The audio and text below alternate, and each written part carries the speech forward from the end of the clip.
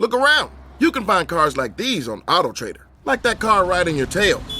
Or if you're tailgating right now, all those cars doubling as kitchens and living rooms are on AutoTrader too. Are you working out and listening to this ad at the same time? Well, multitasking pro, cars like the ones in the gym parking lot are for sale on AutoTrader. New cars, used cars, electric cars, maybe even flying cars. Okay, no flying cars, but as soon as they get invented, they'll be on AutoTrader. Just you wait. AutoTrader. Every Pokemon Episode Ever podcast is now on YouTube. Go on YouTube and search Every Pokemon Episode Ever podcast and click that subscribe button to never miss an episode.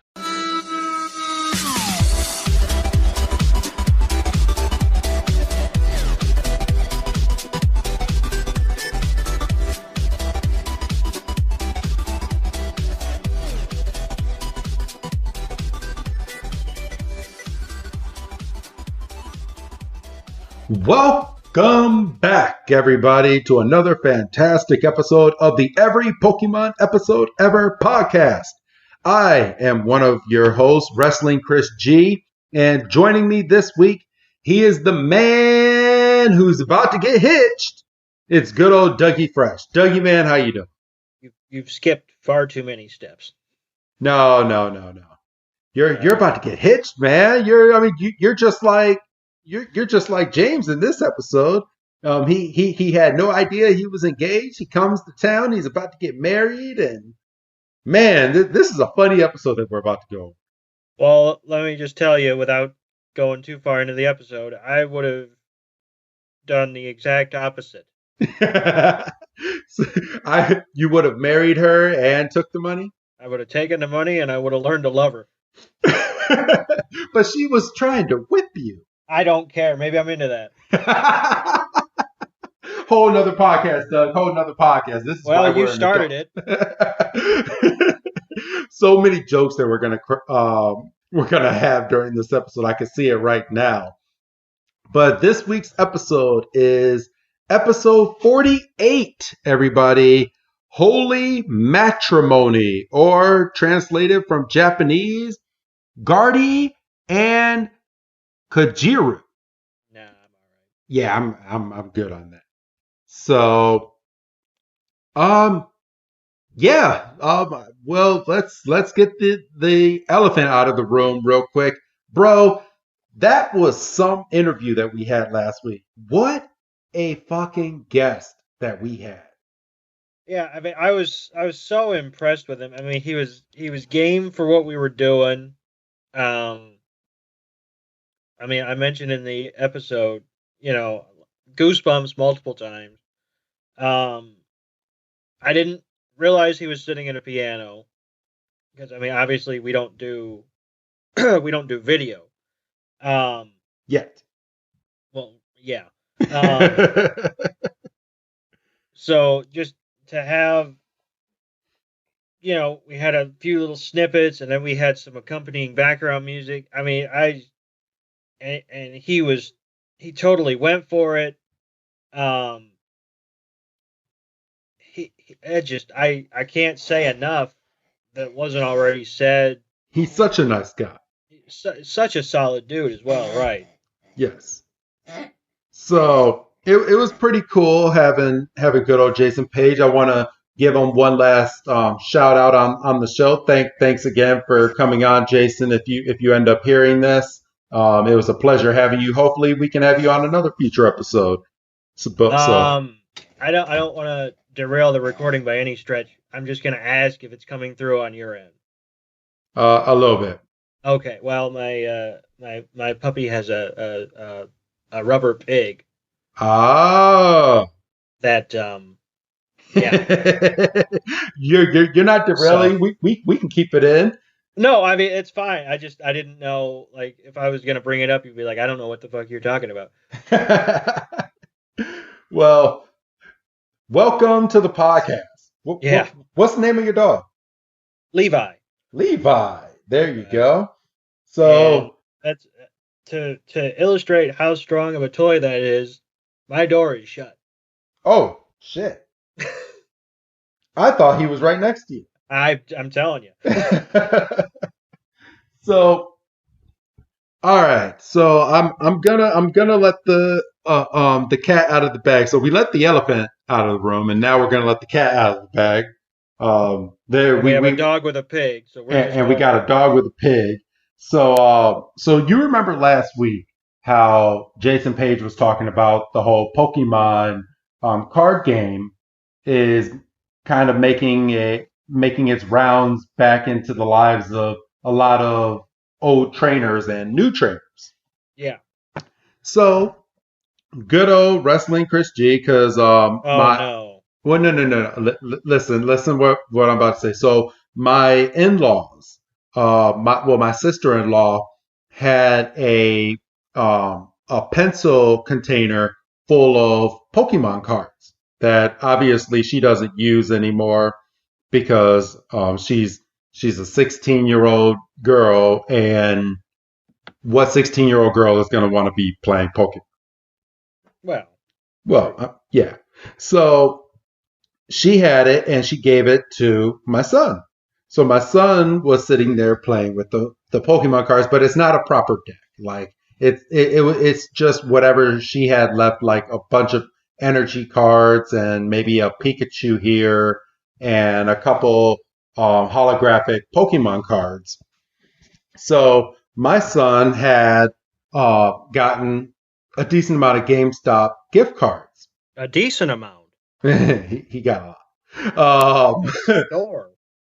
What's up? He's got a store. I know. Well, between me and him, we own GameStop. Yeah. But that's a whole nother story. But so my son wanted to learn how to play the Pokemon game. And I was like, okay, I'll teach you. So I tried teaching him with the cards that he had and kind of failed a little bit because the cards that he has, again, is not a complete deck and I can't really show him how to play properly. So today I went on GameStop.com and they have what they call the Pokemon Trading Card Game Academy set or something like that. So I went ahead and I bought that for him. So come come this Friday, my son's going to have three decks that come with the trading card game, and he also has another surprise coming because I found a guy who had a bunch of retro Pokemon cards that he sold to me for $40, and it's over 2,000 Pokemon cards that Jordan is about to have. So, and this guy that sold it to me, he's like, I don't know much about Pokemon. I bought these from a storage unit, and it was just a bunch of Pokemon cards that was on the inside of the storage unit. So, come to find out, there's a lot of rare Pokemon cards inside of this deck. So you ripped my guy off. Well, hell, well, we didn't know. He just flipped through and was like, oh, I was like, okay, cool. I can snag these. What? How much you want? $40? Okay, cool. And there's Charizard inside of this binder. Oh boy. Yeah, there's a holographic Charizard, so I need to go and get that baby appraised. Yeah, but, yeah, you do. So, if you don't hear an episode next week, you'll know that he's hit a big one and he's on an island somewhere. Well, the biggest one would be a first edition, which I don't think this is a first edition card. It is a hologram Charizard, but all of these cards. Actually, who am I kidding? I know that money would be in college funds. Oh yeah, easily. But this Charizard is in good shape, but all these cards are in actual good shape, and they were all preserved, so they're all in plastic. Oh, nice. So I think I got a really good get here. I mean, even if he didn't want these cards at a later time, I can easily go somewhere and sell these cards, but I don't think I'm gonna. As a Pokemon fan, if you're a legit Pokemon fan, I don't think you go and sell these cards to really make money. You collect them and maybe at a later time you could sell them, but I don't think I could get rid of these right now. Well, but that's tricky because, you know, we kind of started this conversation by saying that the cards are experiencing a bit of a boom, and you don't know how long that boom's going to last. That is also true. You know, and I mean, I'm not trying to play devil's advocate. I'm just saying, like, you know, Never know. There's a time to strike when the iron's hot, and I think the iron's as hot as it's been in at least 20 years, and you don't know if it's going to get that hot again. Right. So right now, I'm definitely going to get that baby appraised, and then there's also a bunch of other holographic cards. I'm literally sitting on like over 2,000 like Pokemon cards. Well, you better not be. Well, not really sitting on them, but they're good. like 2,000 like Pokemon cards that have been preserved. So I wanted to make sure that I brought it up on this podcast because I'm like, man, this is pretty cool. And then Jordan, of course, he didn't just want the Academy starter set. He wanted a couple booster packs. So I got him. I ordered a couple booster packs online as well. So we'll see what he ends up getting. Maybe that's something I can do. Maybe I can do a weekly thing where I buy him a deck and tell everybody what I've opened up. That's how that shit starts, man. I know. So people that are listening to this podcast, if you want to go over to our Twitter or email us at every Pokemon episode ever podcast at Gmail and let us know whether you want me to go through and tell all of you what I've opened up, or if you want me to do a weekly open on a random $5 pack each week, go ahead and let us know. I think it'll be nice. Psst. What's up? That's YouTube content. I know that's YouTube content. That's the point. That's the reason I'm doing it, because we're about to open up YouTube. But don't be giving it away on Twitter, is what I'm saying. Well, people need to let us know if they're even interested in that. But yeah, well, that's true as well. But I'm just saying, like, that's pack openings, be they IRL or in Madden or FIFA or MLB The Show 21. Any of these cards that have, or these games that have like virtual stores, pack openings are huge on YouTube. Yes. So just to let everyone know, I mean, we are getting things set for a YouTube channel. Maybe that's something that I can do. If you guys are interested in something like that, just let us know.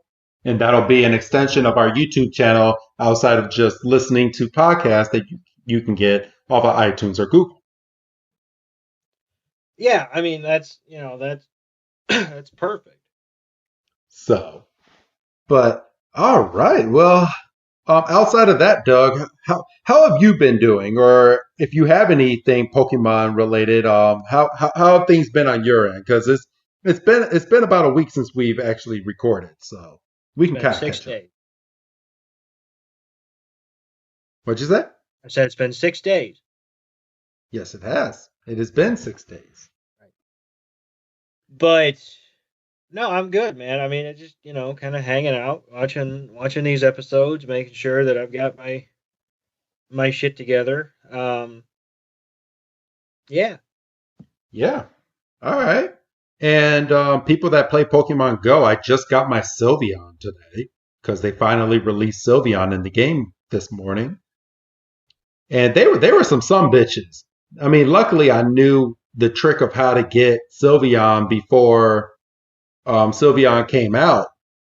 But they wanted us to get 70 hearts with this Pokemon before getting your Eevee to evolve into a Sylveon. So, and I nicknamed my Eevee Kira. So, what's the significance?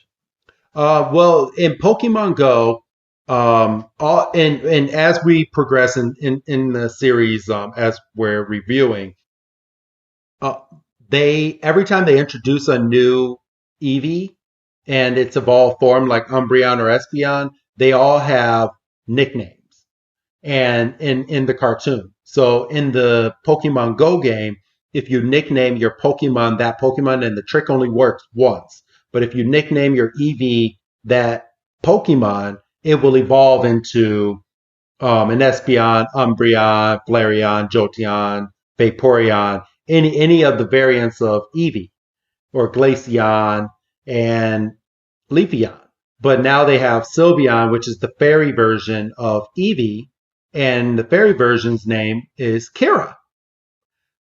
So I nicknamed my Eevee Kira, and I already have way over the 70 hearts. So this morning, once it dropped, I evolved my Eevee, and my Eevee is running around all happy in the game right now. Oh, nice. Yes.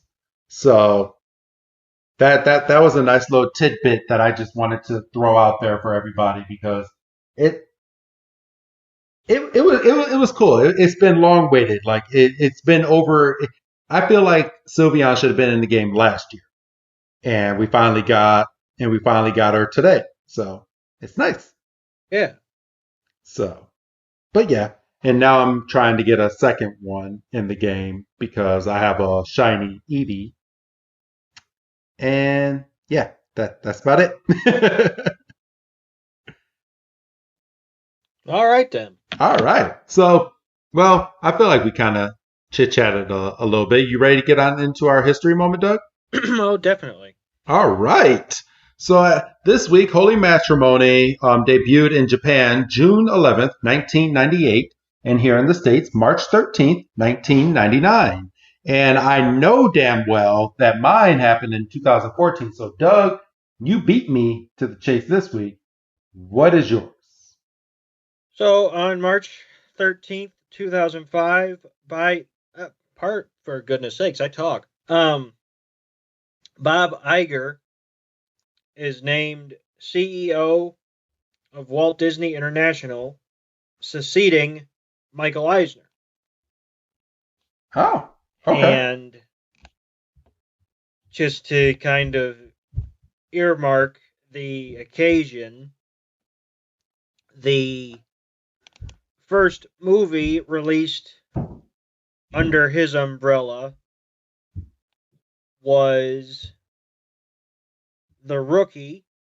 That's a baseball movie starring Dennis Quaid. And the first animated film of the Iger era was Lilo and Stitch. Well, dude, I remember going to see Lilo and Stitch at a drive-in movie theater. You remember those? I do remember drive-ins. I thought they were going to make a comeback this past year, but kind of, sort of, not really. Yeah. I also thought that we're going to be on the bunch where all movies are going to be on demand or movie theater, like you take your preference. And come to find out with this new Saw movie. Yeah, I'm so pissed. Yeah. I know it's first world problems, and I understand that, and I recognize my privilege. But I don't, and maybe I'm jaded or whatever, I don't really get hyped on movies, and I'm not like, chomping at the bit, losing sleep about this one, but it hooked me on the trailer. Yes. And it's not a Marvel movie.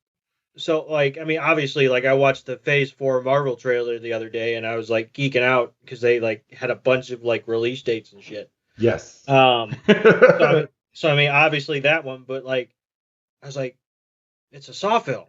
I was like, yeah. And I was like, that's Chris Rock. And I was like, yeah. And I was like, that doesn't look like it's going to be, bloody. And I was like, oh, shit. Because, the last couple Saw films, it was how many different ways can we kill these kids? Yes. Right? I don't get that vibe on this one. I mean, I could be totally wrong when I watch it. But I get that they're trying to be a little more methodical with their approach. And I'm excited. and I'm going to pull the curtains back just a little bit. I know this is a Pokemon podcast, but I literally begged my wife. I was like, babe, you think we could have a little date night on Saturday night and go and watch this new Saw movie? And she's like, okay. I was like, are you serious? She's like, yeah. And anyone that knows my wife knows that my wife has been very put offish or like not wanting to. Cautious. Yeah, cautious. She's been extra cautious when it comes to the whole COVID situation. And I actually talked her into going to watch Saw this upcoming Saturday. So we got a little date night going this Saturday. There you go. Yeah. So I was so mad that I found one. I didn't even know they made another one until it was already in theaters. And once I saw that, I was like, "Ooh, I wonder what streaming service it's on." I was like, "Oh, it's not on a streaming service." Awesome. Yeah, I was a little disappointed and I'm trying to think, like, it's Lionsgate, right? So it would be. Twisted Films. Oh, I thought it was Lionsgate. Nope. Okay. Twisted Pictures. Yeah, so I don't even know what that would be affiliated with. Not sure, to be honest. I wish I knew. But all right.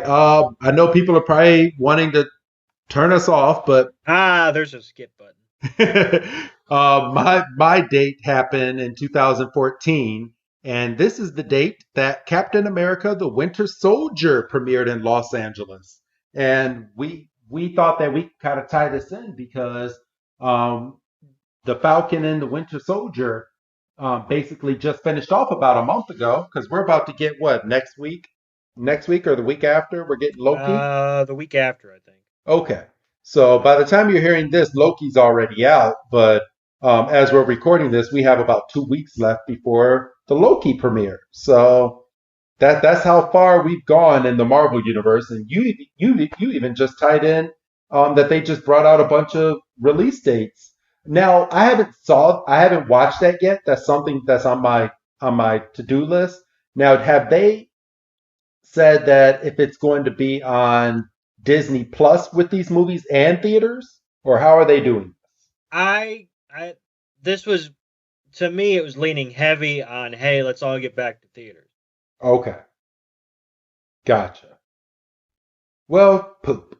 I mean, you got to figure, and I mean, obviously, we're saying this, and you said this episode's not going out for a month, so who knows what's going to happen in a month. But as we're sitting here on May 25th, we seem to be rounding a corner. Yes.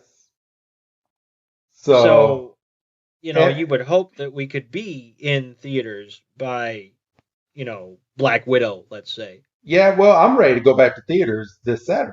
Right. So, and I'm done. I mean, I did my part. I'm fully vaccinated. You're about to get your second dose as well. So yeah, I'm a couple weeks out. Yes, on the 12th. So yeah.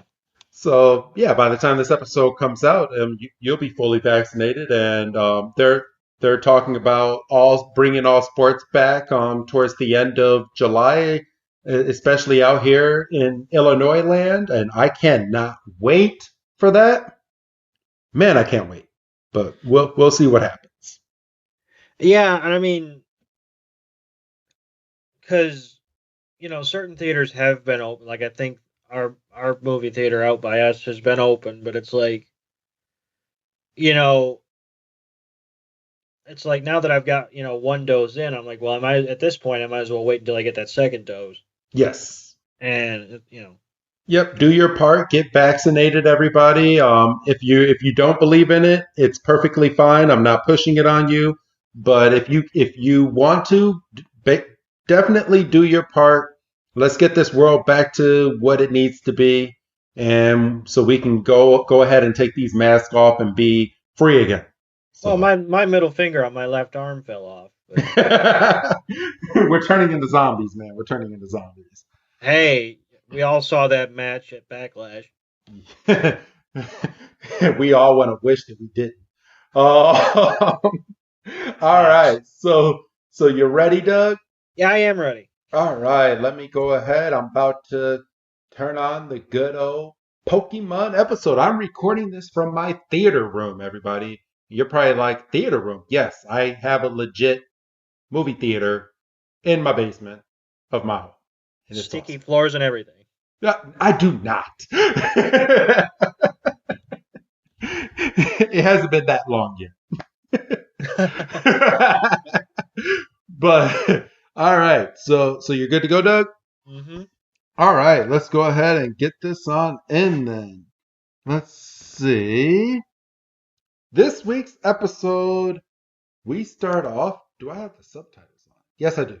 All right, so Ash, Misty, and Brock are walking, and we see the egg. And this is one of the rare moments that we actually see Brock holding this egg, because I mean we all know this Pokemon is Togepi. That will come out on a future episode. I think in 2 weeks. 2 weeks. Yeah, in 2 weeks we're gonna have Togepi.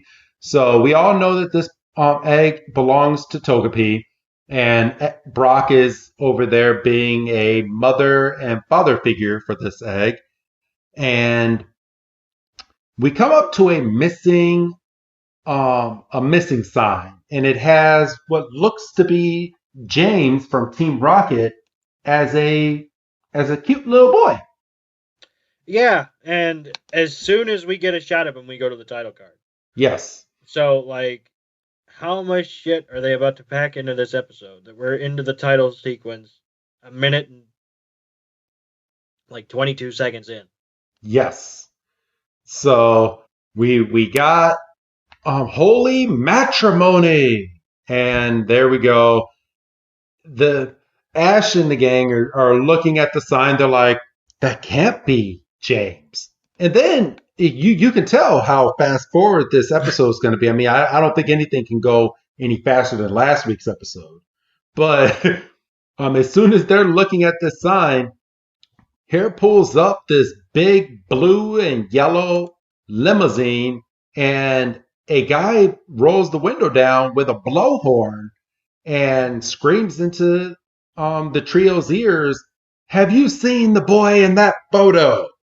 Doug. And, Ash says, well, if that's James from Team Rocket, then yeah. So, and the guy's happy, and he throws him into the limousine, and he drives off. So, I'm curious. Yes. Does this guy just drive up and down that road, just waiting for people to walk by that sign every day? Apparently. I don't know if they had, and I don't want to give too many spoilers as we're going through this episode because we are reviewing it. But I kind of had the feeling after watching this episode and kind of putting two and two together that, I can't say it yet. Okay, I can't say it yet. I'm going to give my assumption in about 10 minutes. So as soon as the trio hops into the limousine with this guy, so random old man coming up and picking up these kids, and Ash and the gang just go and jump into the car. Just all right. Well, they didn't jump. They were basically accosted. Yeah, they were. They didn't go on their own free. I mean, we'll see in a couple minutes. They're sitting back in that limo drinking tea. So I mean, I still wouldn't have been. I don't know this guy. I'm not going to be drinking any tea. But I'm not getting in that damn car. Exactly. So as soon as they leave in the limousine, Jesse from Team Rocket, because of course they're following the trio, right? Walk up to the missing sign and goes, this kid looks a lot like you, James. And James looks over and he's like, you think so? I think he looks really pathetic. And Meow was like, yeah, that's what she means, James, right? We better investigate.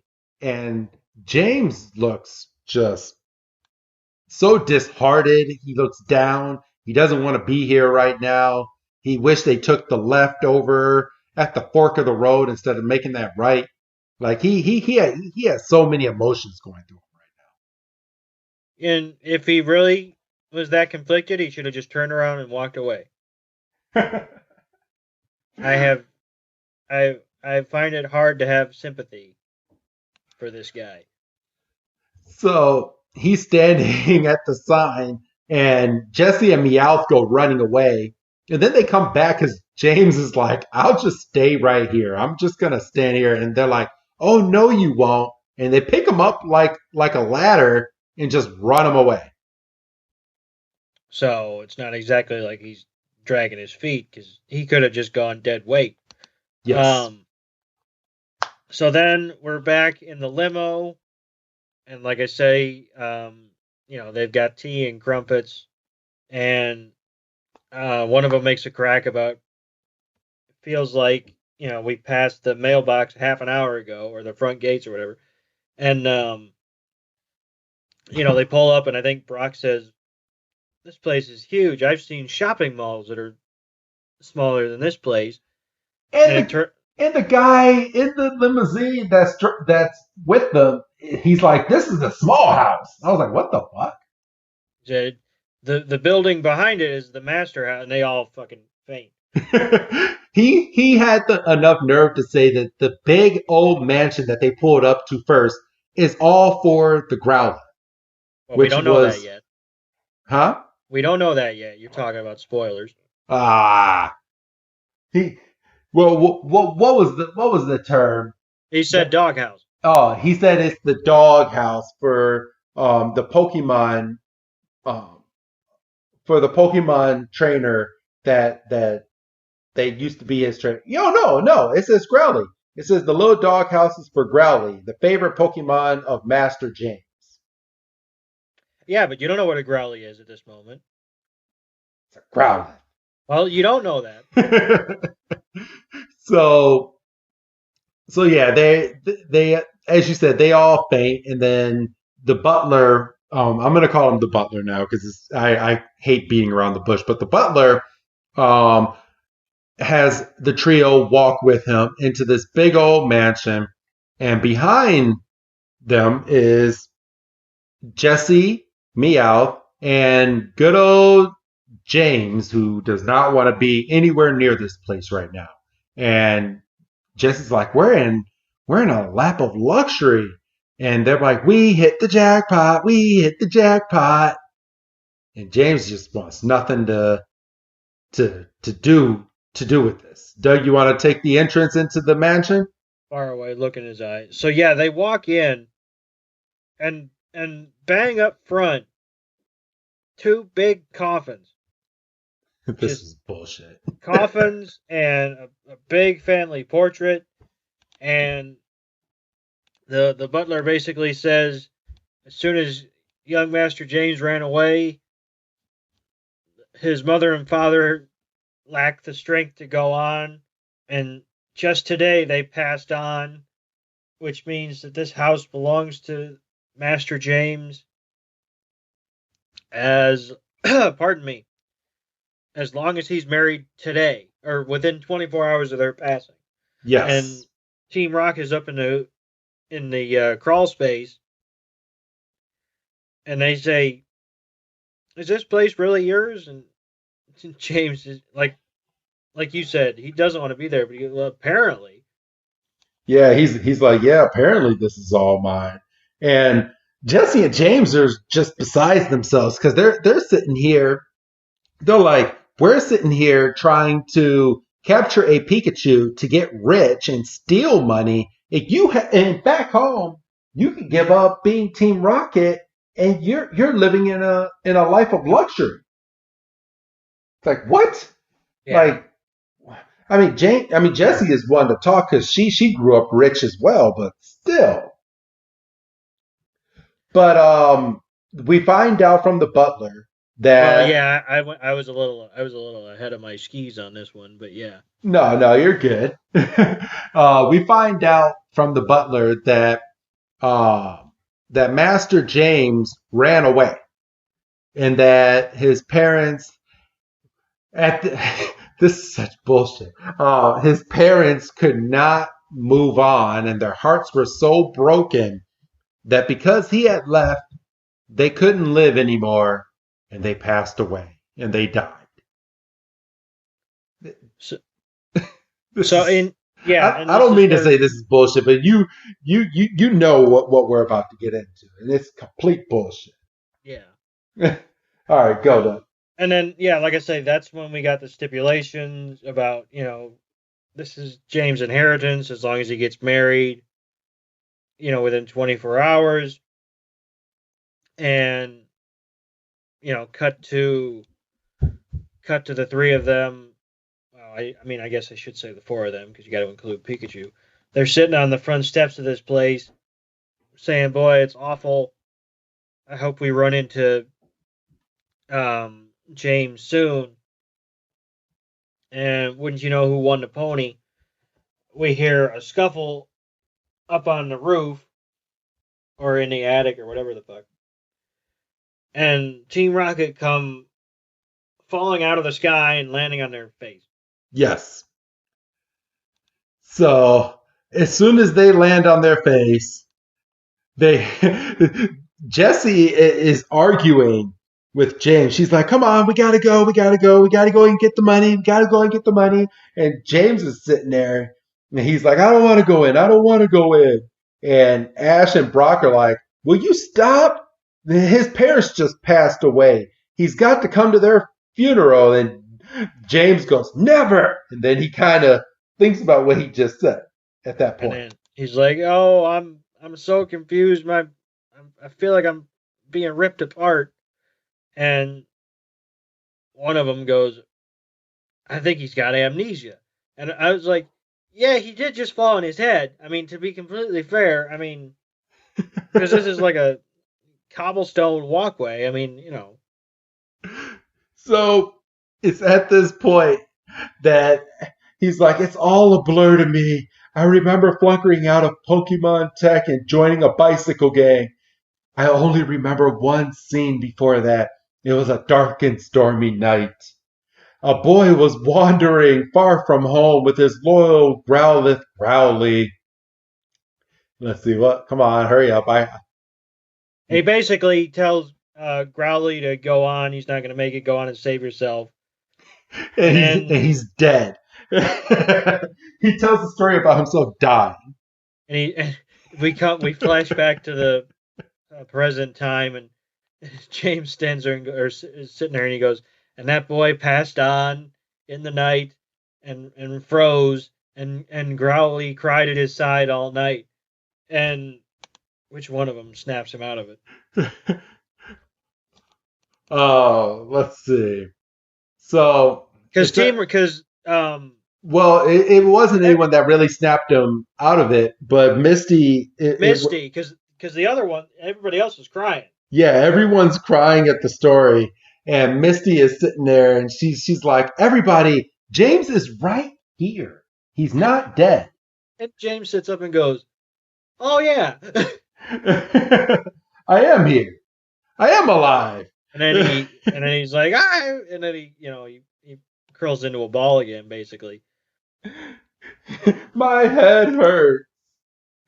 So, but it's at this point that we find out that James needs to get married in order to get all of this inheritance, and it's told to him again.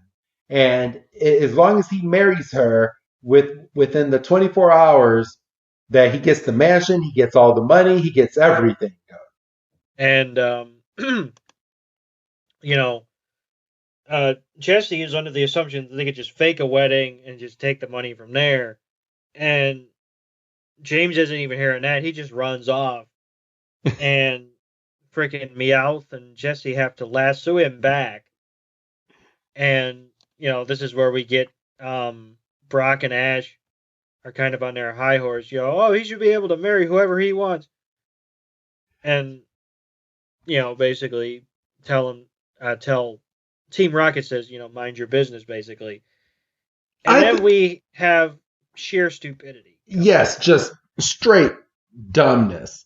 Okay, so we cut straight from that to Jesse and Meowth dressed in all black. And they immediately say that these invisible disguises are great. So they think that they're invisible.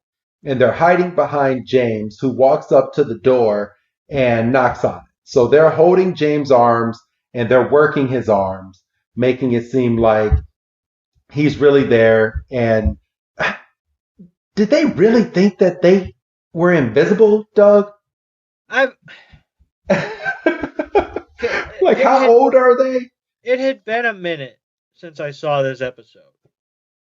Like, and I mean, as you're watching it, bits and pieces come back to you. Yes. And before I hit go, I was like, I remember there's being something about basically puppet suits. Yes. Because they're basically treating James like he's a goddamn marionette. But I was like, I don't remember how long they go with the bit that James or Meowth and Jesse aren't there.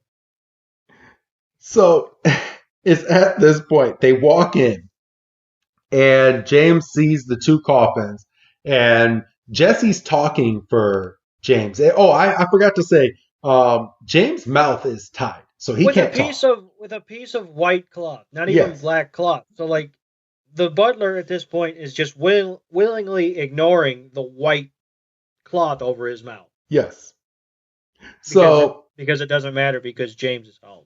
So Jessie at this point is speaking for James, and she's like, "Oh, mommy and daddy, it's true. I'm back.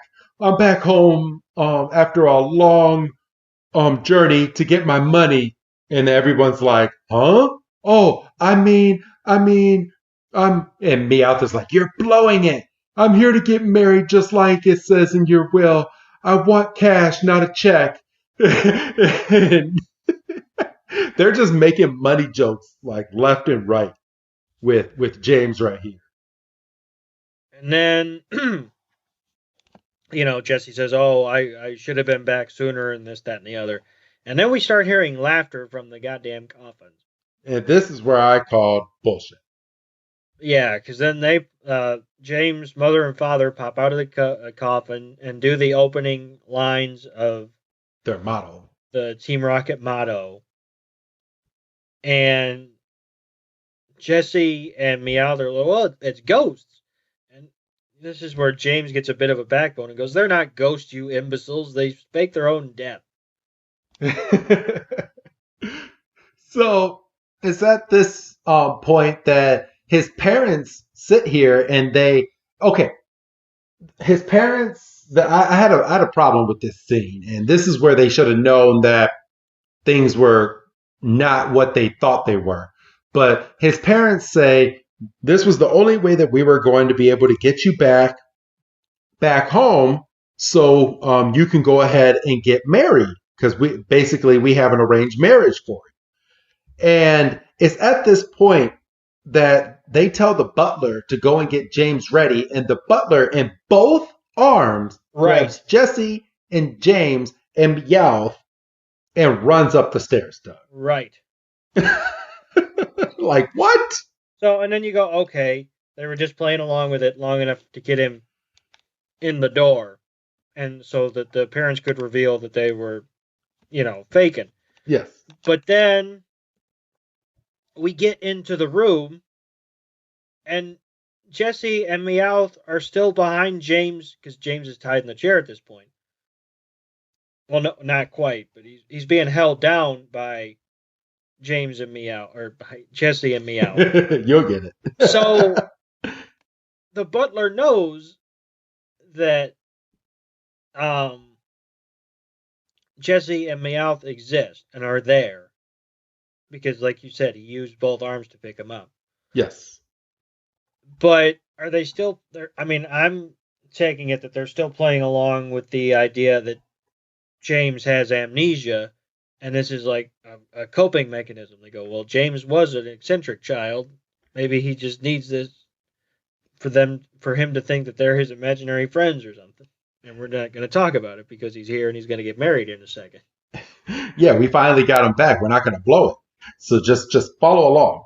So they're in the room, and this female is sitting in a chair, and she just starts talking. Well, yeah, she starts talking, basically saying, "Welcome back, James." And Meowth is like, "Oh, wow.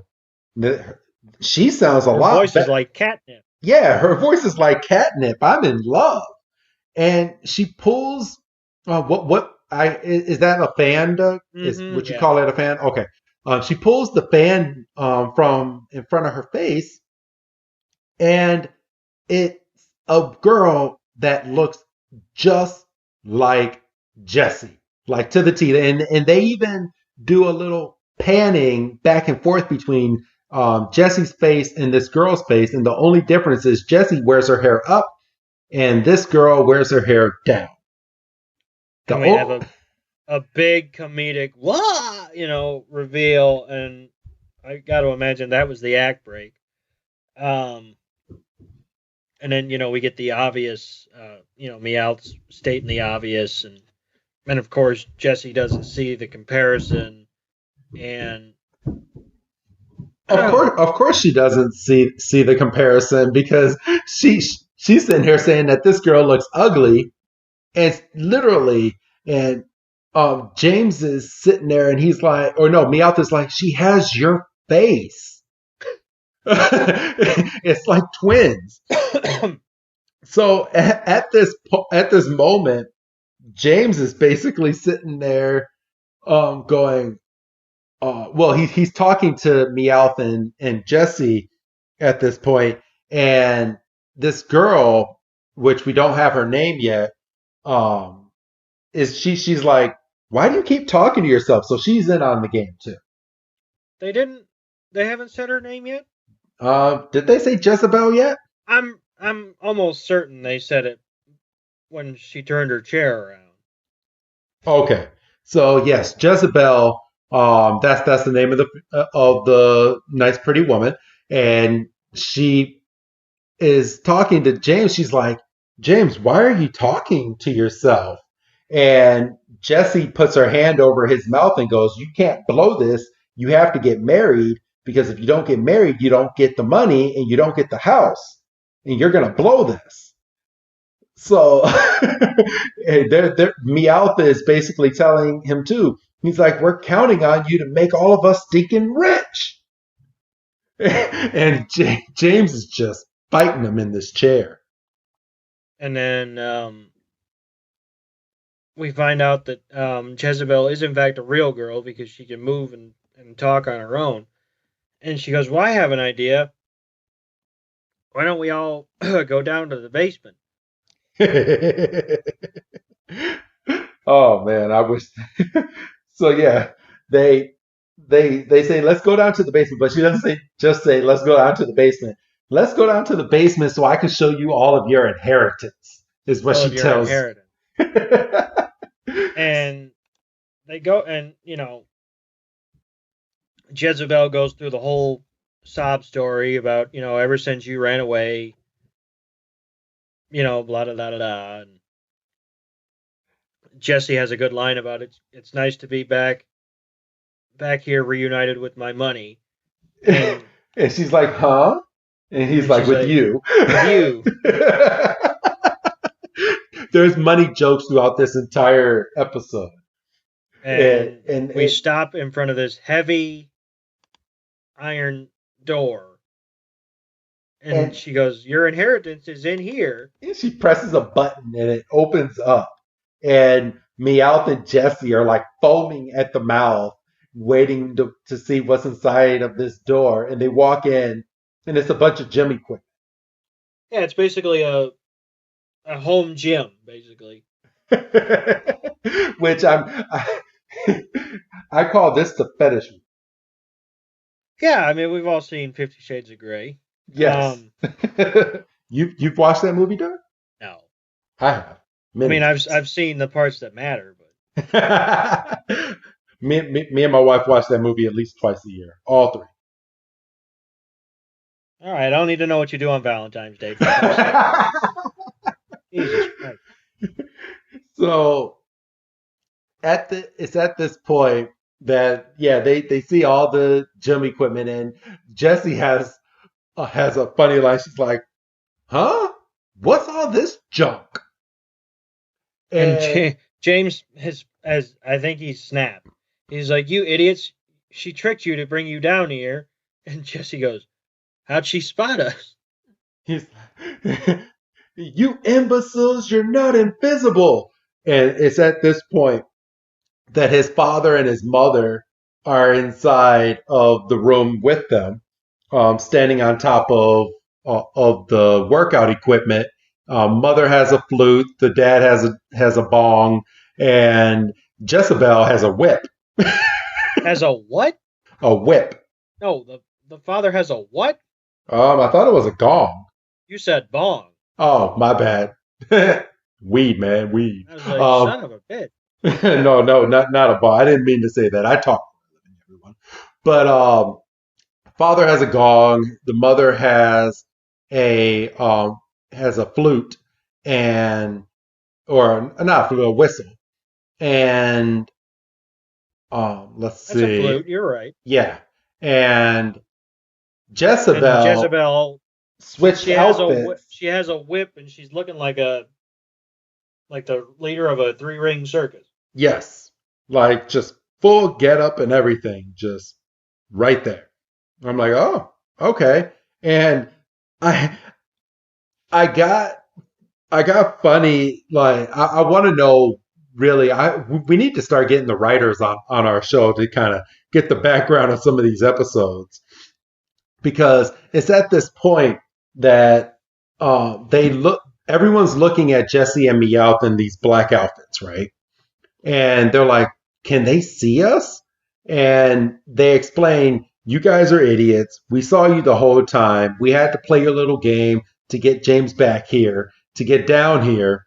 And it's at this point that Jezebel, with the whip, starts chasing James around the damn workout room, just whipping his ass. And as James is running, he has a good line because his mother and father are just sitting at a table just drinking some tea, and he's running by and he goes, if you two were better parents, you would stop this. And let me see, give me 1 second. Because Ash, Misty, and Brock was like, should we try to help? And Brock's like, I don't like to get involved in family squabbles, which is bullshit, because that was the whole genesis of the fighting tournament episode, the battling Eevee brothers, the frickin' Parasect. I'm sure there's more that I'm not thinking of. Almost every episode of Pokemon that we've gone over, they're with somebody's family. Family squab. Don't like to get involved with family squabbles. Brock just knows his place. He's like because we can't have Brock over here like getting all like horned up with Jezebel, because that would mean that he's attracted to Jess. So no, see, but if Team Rocket can't make that jump, then I'm not trusting it to be put on a 10 or 15-year-old. So at this point, because my episode kind of was fast forwarding. Then we find out Jezebel's go-to Pokemon is a Vileplume. Yes. So, and it's at this point that that good old Dexter comes out, and we get told that I'm sorry, I'm kind of all over this. It says Vileplume, the flower Pokemon, using the largest flower petals on its body, it spreads large clouds of pollen that causes allergic reactions. So Jezebel sits here and goes, Vileplume, use your stun spore to slow down James to keep him from escaping. So she's trying to paralyze this dude. Well, I mean, yes. In reality, yes. But stun spore in this instance is just treated like a sleep aid. Yes. Which is bullshit, because there's such a thing as sleep powder. Yes, it's sleep powder. So, I don't know. Well, and Jezebel walks over. She has a gas mask on after she tells Vileplume to use stun spore, and she's like, "Heh, sleeping like a baby." And the butler basically gives them the bum's rush out the door. And, everybody's trying to regroup. And I think, is it Misty says, every rose has its thorn. No, Brock says every rose has its thorn, and Misty says, well, she's more like a cactus, which not bad. And they're kind of sitting there. They're all kind of dejected, and then we start hearing a commotion coming from the doghouse. Yes, and it's like, Growlithe! And then all of a sudden, good old Growlithe, James, I don't want to say his first Pokemon, but one of his first Pokemon comes running and just headbutts the front door, and it's just standing there. So Pikachu starts pointing, and Ash is like, huh? What's it want? And Meowth goes, if it wants somebody to open the door to that doghouse. So the trio goes over there. Well, everyone goes over there, and the door is locked at this point. And he's like, can someone give me a hand with this door? And they're like, sure, Ash. And they all tug, and they pull, and they pull, and they pull. And what happens, Doug? Well, I think the combination of all of them pulling backwards plus Growlithe making one final lunge towards the door is enough to unlock the door. Ash gets stepped on. Gets a nice little footprint right on his face. And then we cut back to the mansion where Jezebel has James cornered. And she's telling him it's time to get married. And then, James has one final plea for Growly. He comes running. Stands in front of James. It would have been cool to see this, because this is years and years later. How is this Growlithe not evolved into an Arcanine yet? Well, right. I mean, that was my first thought, because and fuck it, at this point, I'm gonna skip around because it's relevant to to our specific discussion, because there's a scene, a flashback later. Yes. Because James makes mention of the fact that they've basically been there's been an agreement in place since they were really young children that they would get married. And James says, well, I always hated hoity-toity society because, I always felt that it was better than me and nothing that I ever did was good enough. And we see a flashback of young James running out of the mansion and calling for Growly as he goes running by. And we see them running up the road, and we see young Jezebel running down the steps of the manor with an Oddish. Yes. So her Oddish can evolve into a Vileplume, which is 2 evolutions, right? Yes. It evolves into Gloom and then Vileplume. Right. But we've already, in terms of the show, we've already been introduced to Gloom. Yes. So that can evolve, but no Arcanine for James, which is kind of ridiculous, even if it is mainly been in the doghouse this whole time. There's something to be said for life experience. I know. So it's at this point that they know that they've been keeping Growlithe away, because Growlithe doesn't like anybody that's inside of this house right now. So once he gets in there, Jezebel's like, who let this ratchet thing in here? And she's like, Vileplume, get rid of this horrid thing. And Vileplume sits there, and as Stunspore is spewing out of Vileplume, Growlithe grabs James and busts out the window into the doghouse, and everyone is just waiting inside of the doghouse as Jezebel flashed forwards to the top of the damn building. Looking like Cruella de Vil or something. Yes. So at this point, they're inside of the doghouse, and Jesse's like, your fiance is truly despicable. And Meowth is like, told you she's just like Jessie. And it's at this point that Jessie just gets pissed and she just starts stretching Meowth's face like the animal abuse in this episode. Well, yeah, because she's hit him and put a knot on his head. She's wrestled with him already once, and she makes a comment. She's like, "I'm gonna make your mouth bigger." So yeah, poor Meowth has just been getting the shit end of the stick all episode from Jessie.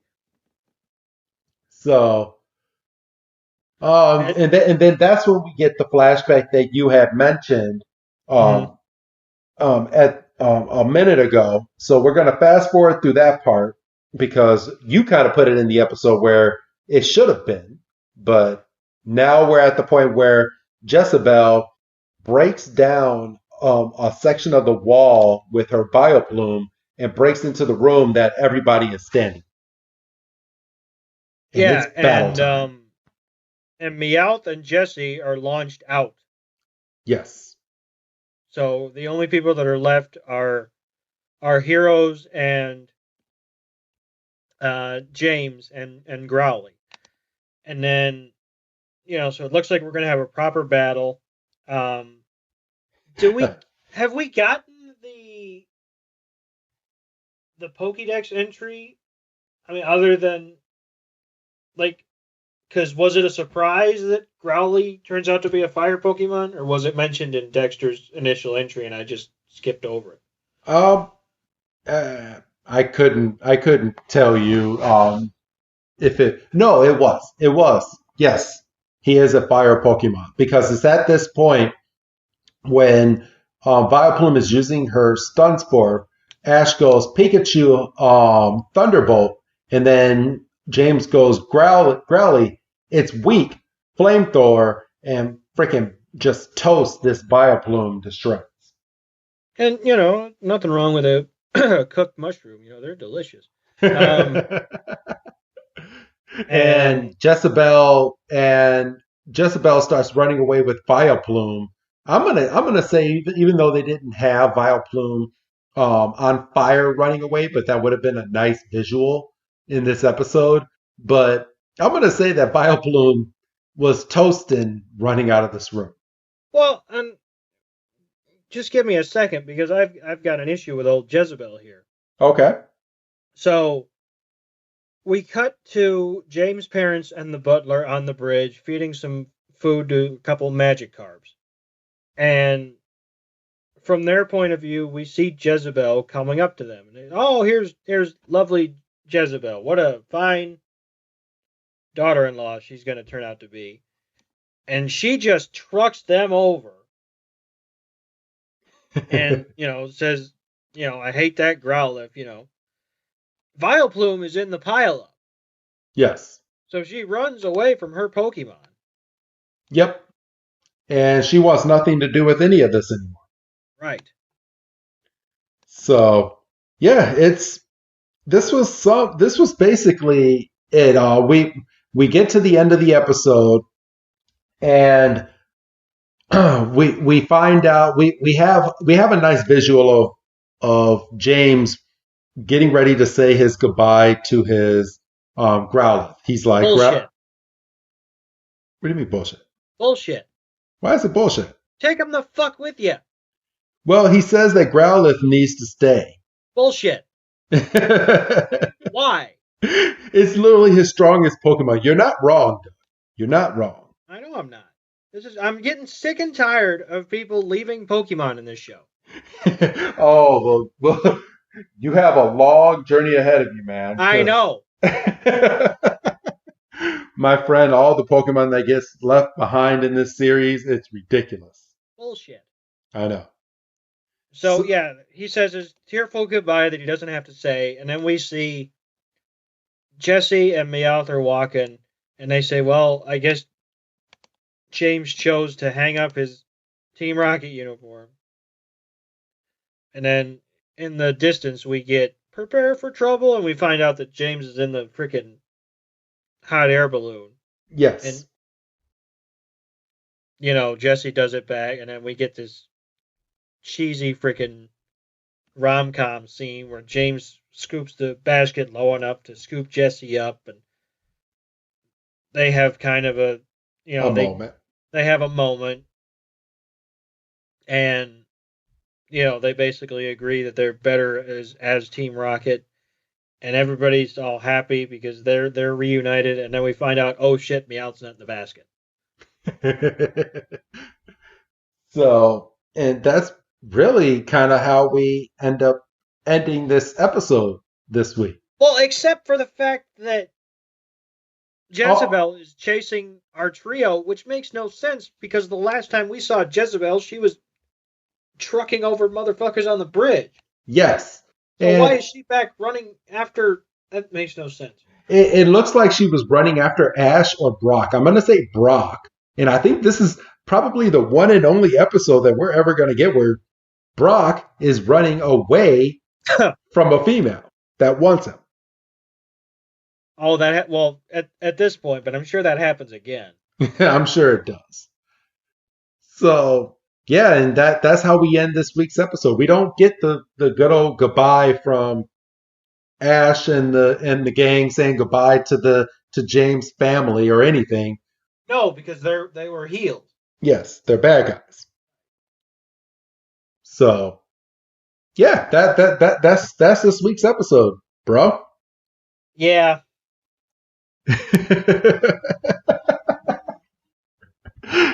Not too keen, are you? I was okay with it. I was like, this is a good episode. Yeah. This is fine. And then as I'm reviewing it, I'm like, no. So I could totally take or leave this episode because nothing has changed. No, nothing has changed. It was a filler episode. It's a complete filler episode. You're right. So, all right. Well, that's this week's episode, but we're not done with this podcast as of yet because we have an announcement that if you stay to the end of this episode, thank you, and you get to hear this great announcement. Well, it's we talked about last week's episode. We had the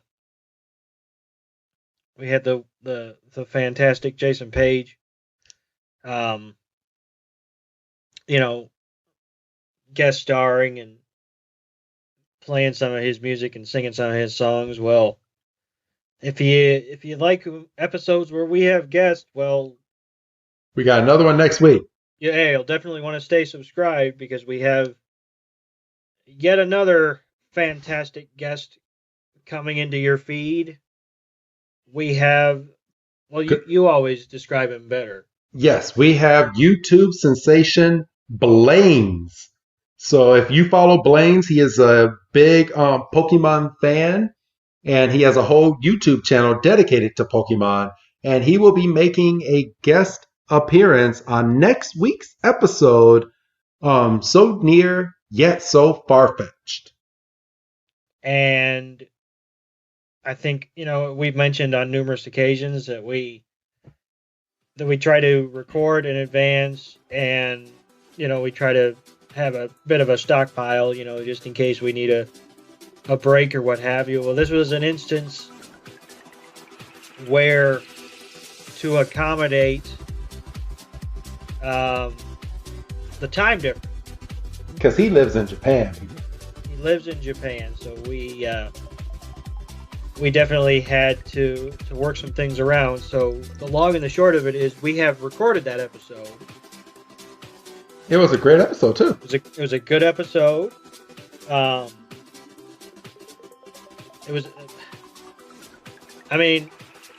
was another filler. Yes, it's a different episode. So without giving too much away, it's an episode that we don't normally get, and I don't think actually after this episode we don't get another one like it. Yeah. So, but yeah, it was nice to chat with Blaines. Like I've said on numerous occasions, it's always nice to have guests on the show, especially month of guests, as you've been calling it. Yes. And especially when we've got people in such prominent positions with Pokemon. Blaines is one of the the top like Pokemon centric YouTubers, which was a nice get for us, and it was good to chat with him for an episode. Yes, absolutely. So we hope you will listen to next week's episode. It's definitely a good one. It's a different episode, which we will go over next week. But other than that, do you have anything else to add, Doug? No. All right. Well, then go ahead and say your goodbye, Doug. Goodbye, Doug. And this is Wrestling Chris G telling all of you, do not miss next week's episode because it's a doozy. Have a good night, everyone.